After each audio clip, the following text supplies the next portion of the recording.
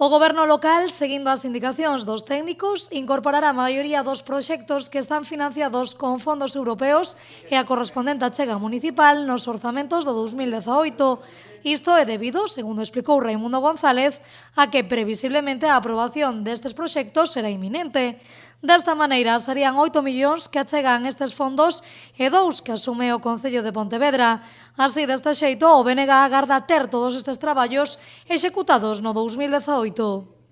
É dicir, están os proxectos feitos, consignamos crédito, por tanto, estes proxectos se poderían, se non hai retraso por parte do Ministerio, se poderían licitar e executar durante o ano 2018.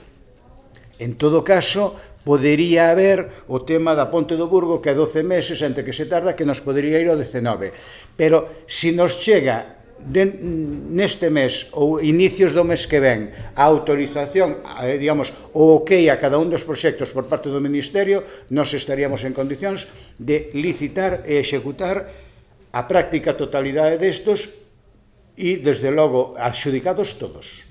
A Ponte do Burgo sería o único proxecto que se podería ir ao 2019 ou contar cun prazo de execución de 12 meses e o maior investimento que conta con 2,5 millóns de euros, seguido do pabillón da Xunqueira con máis de 2,1 millón de euros, a rehabilitación integral do Gorgullón con máis de 1,5 millón de euros, melloras na parroquia de Tomeza con 943.000 euros, a administración electrónica con 933.000 euros, 441.000 para o Parque Forestal da Tomba e 279.000 para a renovación do mercado de abastos.